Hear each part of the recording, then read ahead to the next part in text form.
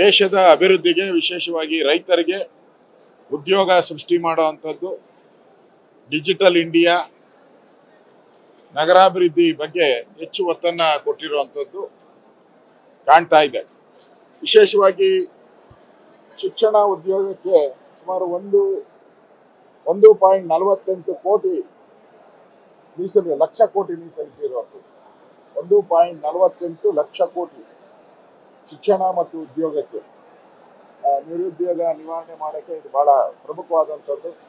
ಅದೇ ರೀತಿ ಪ್ರಧಾನಮಂತ್ರಿ ಗರೀಬ್ ಕಲ್ಯಾಣ ಅನ್ನ ಯೋಜನೆಗೆ 5 ವರ್ಷವನ್ನು ವಿಸ್ತರಣೆ ಮಾಡಿರ್ತಕ್ಕಂಥದ್ದು. ಅದು ಬಡವರಿಗೆ ಬಹಳ ಉಪಯೋಗ ಆಗುವಂಥ ಒಂದು ಸ್ಕೀಮು. ಅದೇ ರೀತಿ ಕೃಷಿ ಕ್ಷೇತ್ರದಲ್ಲೂ ಕೂಡ ಸುಮಾರು 1.52 ಲಕ್ಷ ಕೋಟಿಯನ್ನ ಕೃಷಿ ಕ್ಷೇತ್ರಕ್ಕೆ ಕೊಟ್ಟಿದ್ದಾರೆ. ಕೃಷಿ ಅಭಿವೃದ್ಧಿಗೆ ಇದು ನಿಜಕ್ಕೂ ಒಳ್ಳೆಯ ಒಂದು ಬೆಳವಣಿಗೆ. ರೈತರಿಗಾಗಿ ಕಿಸಾನ್ ಕ್ರೆಡಿಟ್ ಕಾರ್ಡ್ ವ್ಯವಸ್ಥೆ ಮಾಡ್ತಾ ಇದ್ದಾರೆ. ಸುಮಾರು 20 ಲಕ್ಷ ಯುವಕರಿಗೆ ಕೌಶಲ್ಯಾಭಿವೃದ್ಧಿ, ಸುಮಾರು 1000 ಕೈಗಾರಿಕಾ ತರಬೇತಿ ಕೇಂದ್ರಗಳನ್ನು, ಮಹಿಳಾ ಉದ್ಯೋಗಿಗಳಿಗೆ ಹಾಸ್ಟೆಲನ್ನು ಕೊಡುವಂಥದ್ದು. ತೆರಿಗೆ ಪಾವತಿ ಮಿತಿಯನ್ನು 50,000ದಿಂದ 75,000ಕ್ಕೆ ಏರಿಕೆ ಮಾಡಿದ್ದಾರೆ.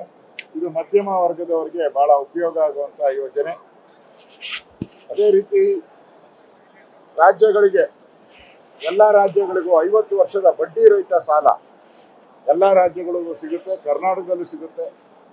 1 ಕೋಟಿ ಮನೆಗಳಿಗೆ 300 ಯೂನಿಟ್ ಉಚಿತ ಸೋಲಾರ್ ವಿದ್ಯುತ್ ಕೊಡ್ತಾ ಇದ್ದಾರೆ. ಇದು ಪರಿಸರ ದೃಷ್ಟಿಯಿಂದ ಬಹಳ ಪ್ರಮುಖ. ಯಾಕೆಂದರೆ ಸೋಲಾರ್ ಬರೋದ್ರಿಂದ ಈ ಕರೆಂಟನ್ನು ಬಳಸುವಂಥದ್ದಕ್ಕೆ ಕಡಿಮೆ ಆಗುತ್ತೆ. ಇದು ಸೋಲಾರಲ್ಲಿ ಇನ್ನೂ ಕಡಿಮೆ ದರದಲ್ಲಿ ಅವರಿಗೆ ಅವಕಾಶ ಆಗ್ತದೆ. ಫ್ರೀ ಕೊಡ್ತಾ ಇದ್ದಾರೆ. ಅದನ್ನು ಕೂಡ 1 ಕೋಟಿ ಮನೆಗೆ ಸೋಲಾರ್ ವ್ಯವಸ್ಥೆಯನ್ನು ಮಾಡ್ತಾ ಇರುವಂಥದ್ದು. ಯುವಕರಿಗೆ 12 ತಿಂಗಳ ತರಬೇತಿಗೆ 6,000 ರೂಪಾಯಿ ಇಂಟರ್ನ್ಶಿಪ್ ಕೊಡುವಂಥದ್ದು. ಯುವಕರಿಗೆ 1 ಕೋಟಿ ಯುವಕರಿಗೆ ಹೊಸ ಇಂಟರ್ನ್ಶಿಪ್ ಯೋಜನೆ ಮಾಡ್ತಾ ಇದ್ದಾರೆ. ಅದೇ ರೀತಿ ಕೈಗಾರಿಕೆಗಳಿಗೂ ಕೂಡ ಏನು ಇಲ್ಲಿ ಬೇರೆ ದೇಶಗಳ ಕೈಗಾರಿಕೆಗಳು ಬಂದು ನಮ್ಮ ರಾಜ್ಯಕ್ಕೆ, ನಮ್ಮ ದೇಶಕ್ಕೆ ಬರ್ತಾ ಇತ್ತು, ಅದರ ಮೇಲಿದ್ದಂಥ ತೆರಿಗೆಯನ್ನು ಕೂಡ ಕಡಿಮೆ ಮಾಡಿರುವಂಥದ್ದು. ಅಂದರೆ ಉದ್ಯೋಗ ಸೃಷ್ಟಿಯಾಗುವಂಥದ್ದಕ್ಕೆ ಈ ಬಡ್ಜೆಟಲ್ಲಿ ಪ್ರಮುಖವಾಗಿ ನೋಡಿದ್ರೆ ಉದ್ಯೋಗ ಸೃಷ್ಟಿ ಮಾಡೋದಕ್ಕೆ ಹೆಚ್ಚು ಒತ್ತನ್ನು ಕೊಟ್ಟಿರುವಂಥದ್ದು. ಬಡವರಿಗೆ ಅನ್ನ ಕೊಡುವಂಥ ಯೋಜನೆಯನ್ನು ಮಾಡಿರ್ತಕ್ಕಂಥದ್ದು. ಕೃಷಿ ವಲಯಕ್ಕೆ ಹೆಚ್ಚು ಆದ್ಯತೆಯನ್ನು ಕೊಟ್ಟಿರೋದು ಕಂಡುಬರ್ತಾ ಇದೆ.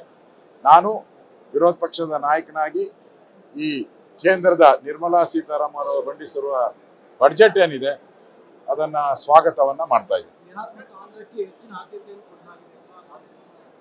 ಬಿಹಾರ ಮತ್ತು ಆಂಧ್ರಕ್ಕೆ ಹೆಚ್ಚಿನ ಆದ್ಯತೆ ಕೊಟ್ಟಿರುವಂಥದ್ದನ್ನು ನಾನು ನೋಡಿದ್ದೀನಿ. ಆದರೆ ಅದೊಂದೇ ರಾಜ್ಯಕ್ಕಲ್ಲ, ಅದ್ರ ಕನೆಕ್ಟಿವಿಟಿ ಇರುವಂಥ ಪಕ್ಕದ ರಾಜ್ಯಗಳಿಗೂ, ಈಗ ಬೆಂಗಳೂರು ಹೈದರಾಬಾದ್ ರಸ್ತೆ ಬಗ್ಗೆನೇ ಕೊಟ್ಟಿದ್ದಾರೆ. ಅದೇ ರೀತಿ ಛತ್ತೀಸ್ಗಢ, ವೆಸ್ಟ್ ಬೆಂಗಾಲು, ಬಿಹಾರು, ಇದೆಲ್ಲ ಒಂದು ಪ್ಯಾಕೇಜ್ ರೀತಿ ಕೊಟ್ಟಿದ್ದಾರೆ. ಅದರಿಂದ ನನಗನ್ಸುತ್ತೆ ಯಾವುದೇ ತಾರತಮ್ಯ ಮಾಡದೆ ದೇಶದ ಅಭಿವೃದ್ಧಿಗೆ ಒತ್ತನ್ನು ಕೊಟ್ಟಿದ್ದಾರೆ.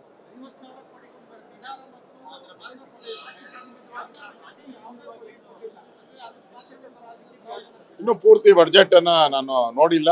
ಪೂರ್ತಿ ಬಡ್ಜೆಟನ್ನು ನೋಡ್ತೀನಿ. ಒಟ್ಟಾರೆ ಜನರಲ್ ಆಗಿರೋದು ಕೃಷಿ ಮತ್ತು ಉದ್ಯೋಗ ಸ್ಪಿಟ್ಟಿಗೆ ಹೆಚ್ಚು ಒತ್ತನ್ನು ಕೊಟ್ಟಿದ್ದಾರೆ. ಡೀಟೇಲ್ ಬಂದ ಮೇಲೆ ಇನ್ನಷ್ಟು ಮಾಹಿತಿಯನ್ನು ಮಾತಾಡ್ತೀನಿ.